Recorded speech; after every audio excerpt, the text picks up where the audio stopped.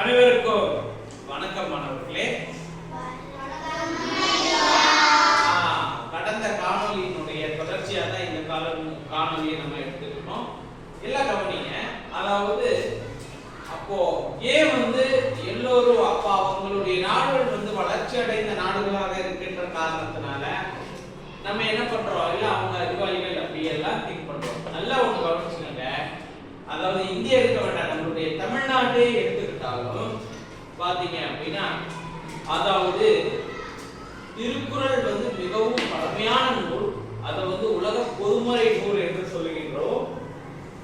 தொல்காப்பியம் அப்படிங்கிற ஒரு நூல் இருக்கு, புத்தகம். அதுதான் தமிழ்ல கண்டுபிடிக்கப்பட்ட முதல் நூல். அது இலக்கண நூல். அது ஒரு 2000 ஆண்டுகள் மிகவும் பழமையான இலக்கண நூல். ஒரு இலக்கண நூல் இருக்கணும்னா அதுக்கு முதலே இலக்கிய நூல்கள் இருக்கணும். புரியுதுங்களா? இப்ப ஒரு ரோடு இருக்குன்னா, சரியா, அதுக்கு அந்த ரோடு இருந்த பிறகுதான் ரோடு ரூல்ஸ் வைக்க முடியும். Yes or no? ஆமாவா இல்லையா? சிகப்பு, மஞ்சள், பச்சை, அதாவது ஸ்டாப், அதுக்கப்புறம் நில், கவனி, செல். அப்போ ஒரு ரோடே வைக்காம என்ன பண்ண முடியாது அப்படின்னா, ஒரு ரோட் ரூல்ஸ் என்ன பண்ண முடியாது, வைக்க முடியாது. ஆமாவா இல்லையா? அதே போலதான் ஒரு கிராமர் இருக்குன்னா அதுக்கு முன்னாடியே இலக்கிய நூல்கள், லிட்ரேச்சர் நூல்கள் எல்லாம் இருந்திருக்கணும். சரியா?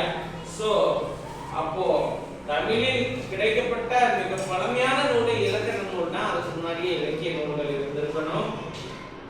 பிறகு கரிகாலன் வித்தியாசமான முறையில என்ன பண்ணியிருக்கிறாரு அப்படின்னா கல்லணையை கட்டி இருக்கிறாரு. பல ஆராய்ச்சியாளர்கள் எப்படியா இதை கட்டியிருப்பாங்க அப்படிங்கிற வகையில என்ன பண்ணியிருக்கிறாங்க, அவர் எப்படி இந்த கல்லணைய நீர் போய்கிட்டே இருக்கும்போது தண்ணி போற இடத்துல என்ன பண்ணியிருக்கிறாரு, கட்டியிருக்கிறாரு. இது எவ்வளவு ஒரு பெரிய அதிசயம் அப்படிங்கிறது பார்க்க. இப்போ நம்ம ஒரு கட்டணம் கட்டுறோம் அப்படின்னா, அதாவது என்ன பண்ணுவோம் அப்படின்னா, நம்ம என்ன பண்ணுவோம், ஒரு கட்டடம் கட்டுறோம் அப்படின்னா, அதாவது அந்த இடத்துல தண்ணி தேங்கி நின்றுட்டு இருந்தா நம்ம கட்ட முடியுமா? கட்ட இடிஞ்சு விழுகும் இல்ல. பிளைனான இடத்துல கட்டடம் கட்டுறோம், அதுக்கப்புறம் ஸ்ட்ராங் ஆகிறதுக்காக தண்ணி ஊத்துறோம். தண்ணி போய்கிட்டே இருக்கிற இடத்துல ஏதாச்சும் கட்ட முடியுமா? சோ இவர் எப்படி இதெல்லாம் கட்டி இருக்கிறாரு, தண்ணி போய்கிட்டே இருக்கிற இடத்துல எப்படி இந்த கல்லணையை கட்டி இருக்கிறாரு கரிகால சோழன். அவருக்கு ஏன் கரிகால சோழன் அப்படிங்கிற பேர் வந்துச்சு, எந்த இடத்துல அந்த கல்லணை இருக்கு, இதையெல்லாம் விரிவாக பார்க்கக்கூடியதுதான் இந்த பாடம். பார்க்கலாங்களா? இதை ஒரு இரண்டு மாணவிகளும் அவங்களுடைய அத்தை, மாமா இவங்க எல்லாம் பேசுற மாதிரியான வச்சிருக்கிறாங்க. பார்க்கலாம். பள்ளி விடுமுறை, மணிமொழியும் கனிமொழியும் மாமா வீட்டுக்கு சென்றனர். கல்லணையை பார்க்க விரும்பினர். அத்தை மாமாவுடன் புறப்பட்டனர். சரியா? உங்க கனிமொழியும் மணிமொழியும் என்ன பண்ணாங்க, விடுமுறைக்காக ஊருக்கு போயிருக்கிறாங்க. அத்தை மாமாவோட வெளியே புறப்படுறாங்க. அத்தை சொல்றாங்க, நாம் கல்லணையை நெருங்கி விட்டோம். கனிமொழி, அத்தை, கல்லணை எந்த மாவட்டத்தில் உள்ளது? சரி, அதாவது நீங்க வாங்க.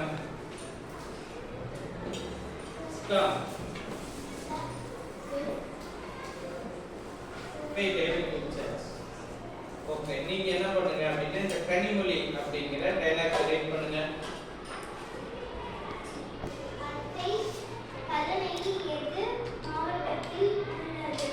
தஞ்சாவூர் மாவட்டத்தில் உள்ளது. மணிமொழி, கல்லணை எவ்வளவு நீளமாக அழகாகவும் இருக்கிறது. இந்த கல்லணையை கட்டியது யார் மாமா அப்படிங்கிற விஷயத்தை அவங்க எடுக்கிறார். சரியா? பிறகு அவருடைய மாமா பதில் சொல்றாரு, இந்த கல்லணையை கட்டியது கரிகால சோழன். கரிகாலன் என்ற மன்னர் கட்டினார்.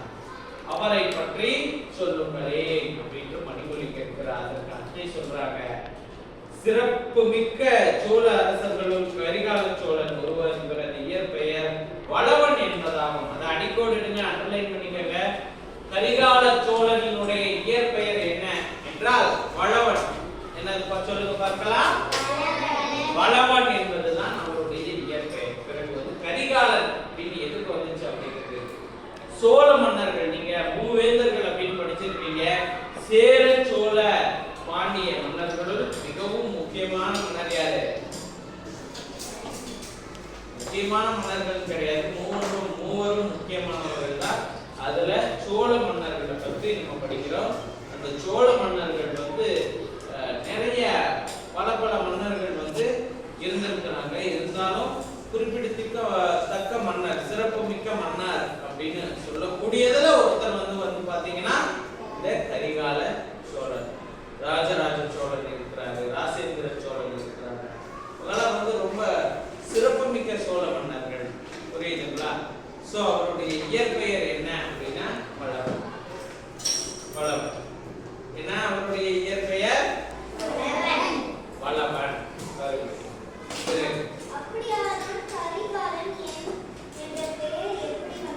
சரி, அவர் பெயர் வளவன் அப்படின்னு சொல்றீங்க. பிறகு கரிகாலன் அப்படிங்கிற பெயர் வந்து எப்படி வந்துச்சு அப்படிங்கிற விஷயத்தையும் கேட்கிறாங்க. அதற்கு மாமா விளக்கப்படுத்துறாரு. கரிகாலன் என்பதற்கு கருகிய காலை உடையவன் என்பது பொருள். இளம் வயதில் இவருக்கு தீ விபத்து ஏற்பட்டது, அவரின் கால் கருகியது, அதனால் அவருக்கு இப்பெயர் வந்ததாக கூறப்படுகிறது. வந்து பாத்தீங்க அப்படின்னா கரிகாலன் அப்படின்னா என்ன அப்படின்னா கரிய நிறத்தை உடைய கால். சரியா? கரி கருப்பு நிறமுடைய கால்கள் அப்படின்னு. எதனால அவருக்கு அந்த பேர் வந்துச்சு அப்படின்னா அவர்களுடைய கால் வந்து கருப்பா இருக்கும். எதனால கருப்பா இருக்கு அப்படின்னா கருகிய கால் என்பது பொருள். சில சின்ன வயசுல, உங்களை விட ரொம்ப சின்ன வயசுல, அதாவது அவருடைய இடத்துல வந்து ஒரு தீ விபத்து, ஒரு ஃபயர் ஆக்சிடென்ட் நடந்திருக்கு. அந்த ஃபயருடைய ஆக்சிடென்ட்ல இவருடைய கால் வந்து கருகி போனதுனால, அந்த கரிய நிறத்துல இருக்கிறதுனால இவருக்கு வந்து கரிகாலன் அப்படிங்கிற பெயரை வச்சிருக்காங்க. புரியுதுங்களா? அதனாலதான் அவரை கரிகாலன் என்று அழைக்கின்றோம் நம்ம.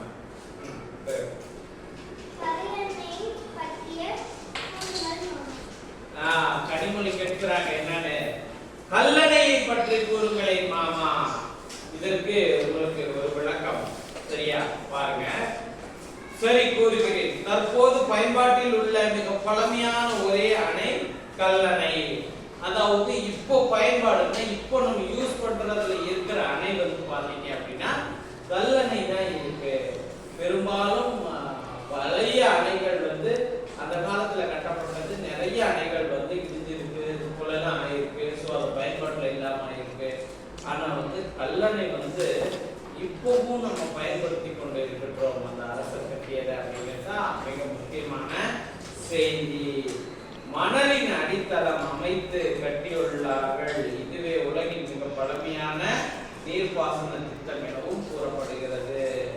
அதாவது கீழே வந்து மணல்ல அடித்தளம் பண்ணி இருக்கிறாங்க. இப்ப நல்லா கவனிங்க. அதாவது அடித்தளம் அப்படின்னு கீழே இருக்கிற ஃபவுண்டேஷன். சரியா? இப்போ நம்ம வீடு கிட்ட புதுசா கட்டுறோம்னா உள்ள என்ன பண்ணுவாங்க? ஃபர்ஸ்ட் ஃபவுண்டேஷன் போடுவாங்க. ஆமாவா இல்லையா? ஆமா. அந்த ஃபவுண்டேஷன் வந்து எங்க போடுவாங்க அப்படின்னா நல்ல புளி எடுத்து இருக்கிற ஒரு மண்ணுல என்ன பண்ணுவாங்க? கல்லெல்லாம் வச்சு ஃபவுண்டேஷன் போடுவாங்க. ஏன்னா அது ஸ்ட்ராங்கா இருக்கணும் அப்படிங்கிறதுக்காக. மணல் வந்து எப்படி இருக்கும்? சாதாரணமாவே ரொம்ப லூசா இருக்கும் தானே. அப்போ மணல்ல அடித்தளம் விட்டு என்ன பண்ணி இருக்கிறாங்க அப்படின்னா இந்த கட்டடத்தை கட்டி இருக்கிறாங்க. உலகத்திலேயே வந்து அதாவது மிகவும் பழமையான நீர்ப்பாசன திட்ட முறை இது அப்படிங்கிறதையும் சொல்லி இருக்கிறாங்க. பிறகு மணிமொழி. ஓ அப்படியா மாமா? சரி, மேலும் சொல்லுங்கள். கல்லணையை பற்றி மேலும் ஆர்வமா இருக்காங்க கேட்பதற்கு. சரி, மாமா என்ன சொல்றாரு அப்படிங்கிறதையும் பார்க்கலாம். கவனிச்சுக்கங்க. காவிரியில் அடிக்கடி பெருவெள்ளம் வரும். அந்த நீர் எதற்கும் பயன்படாமல் வீணாகும் கடலுக்கு சென்றுவிடும். மழை காலத்தில் வெள்ள பெருக்காலும் கோடை காலத்தில் நீரின்றி மக்கள் துயரப்பட்டனர். அதனை தடுக்கும் வகையில் பெரியதொரு அணையை கட்ட முடிவெடுத்தார் கரிகாலன். இப்போ வந்து பாத்தீங்க அப்படின்னா இந்த அணையை கட்ட மிக மிக முக்கியமான காரணம் என்ன அப்படின்னா, அதாவது மழை காலத்துல காவிரி ஆறு, அந்த காவிரி ஆறினுடைய நீர் தான் வந்து அந்த கல்லணையில வந்து சேரும். மழை வரும்போது நிறைய தண்ணி வந்து ஊருக்குள்ள வெள்ளம் வந்து அப்படியே தீர்ந்து போயிருக்கு. சரியா? நிறைய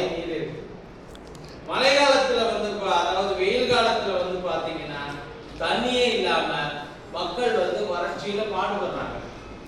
சரிங்களா? இப்போ இப்போ உங்க வீட்டுல நல்ல தண்ணி வருது, ஒரு பெரிய சின்டாக்ஸ் இருக்கு, நல்ல தண்ணி வாரத்துக்கு ஒரு வாட்டி வருது. இப்போ நீங்க என்ன பண்றீங்க, புடிச்சு எடுத்து ட்ரம்ல ஊத்தி 1 வீக் ஃபுல்லா யூஸ் பண்றீங்க, அடுத்த தண்ணி வர வரைக்கும். ஓகே, இப்போ பிரச்சனை கிடையாது.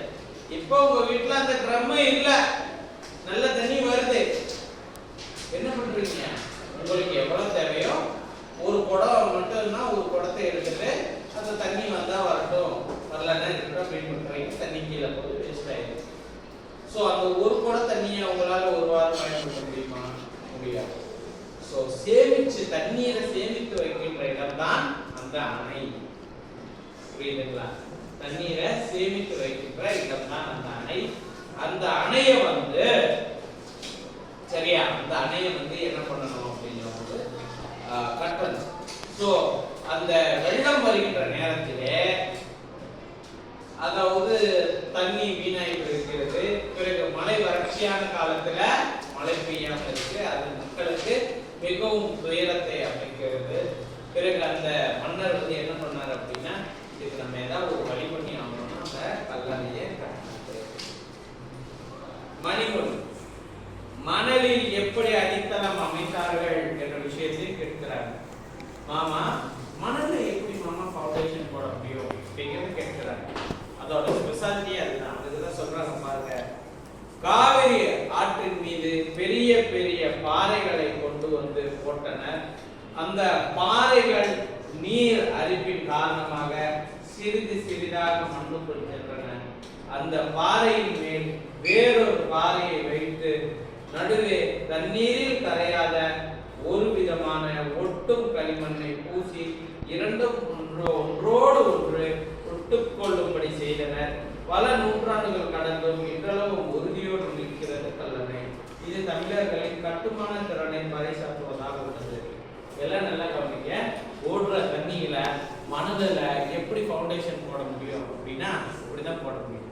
இது நிறைய மன்னர்கள் கிடையாது, அதன் பிறகு வந்த ஆட்சியாளர்கள் எல்லாம் இந்த ஆய்வு செஞ்சு பார்த்தாங்க.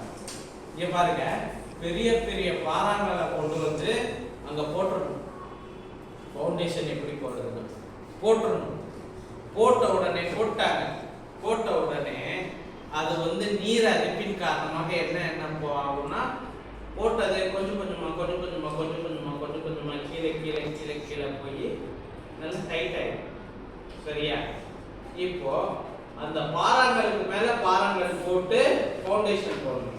இப்போ ஒரு பாறாங்கள் கீழே இருக்கு, இன்னொரு பாறாங்கள் வந்து மேல போடணும். மேல போட்டா என்ன ஆகணும் அப்படின்னா, மேல இருக்கிறது கீழே இருக்கிறது ஒட்டணும். சரியா? ஒட்டணும், அப்பதான் பில்டிங் ஸ்ட்ராங்கா இருக்கும். ஒட்டணுமா? அப்போ ஒட்டுறதுக்கு என்ன பண்ணாங்கன்னா, ஒரு விதமான ஒட்டும் களிமண்ணை பயன்படுத்தி அந்த கீழே இருக்கிற பாறாங்கள் நல்லா இருகின உடனே மேல ஒட்டும் களிமண்ணை பயன்படுத்தி இன்னொரு பாறாங்களை போடுறாங்க. ஒட்டும் களிமண் கம்மு மாதிரி நல்லா கீழே ஒரு பாறாங்கள் மேல ஒரு பாறாங்கள் இப்படி நல்லா ஒட்டியது. புரியுதா?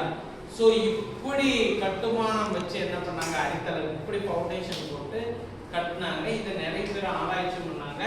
தமிழர்களினுடைய கட்டுமான திறனும் சிறந்ததாக இருக்கிறது. மணிமொழி இவ்வளவு சிறப்பு வாய்ந்த கல்லணையை உள்ளவரை கரிகாலன் புகழ் நிலைத்து நிற்கும். சரியா? அப்போ அந்த கரிகாலன் கட்டிய கல்லணை எத்தனை வருடங்கள் ஆனாலும் என்ன ஆகும், அதாவது நல்லா நிலைத்து நிற்கும். கல்லணை இருக்கிற வரைக்கும் இது யார் கட்டினது ஒவ்வொருத்தரும் போய் பார்க்கணும் இல்லையா? அவருடைய புகழ், அவர் மறைந்து எத்தனையோ ஆண்டுகள் ஆனாலும் இன்றைக்கும் நினைவு கூறுகிறோம் என்றால் அவருடைய அந்த யோசனையும் இந்த நல்ல செய்தியும். இது போன்ற நீங்கள் இந்த உலகில் இல்லாவிட்டாலும் உங்களுடைய புகழ் பேச வேண்டும் என்றால் கேட்ட மாதிரி நீங்களும் என்ன பண்ணணும். புரியுதுங்களா? நன்றி மாணவர்களே.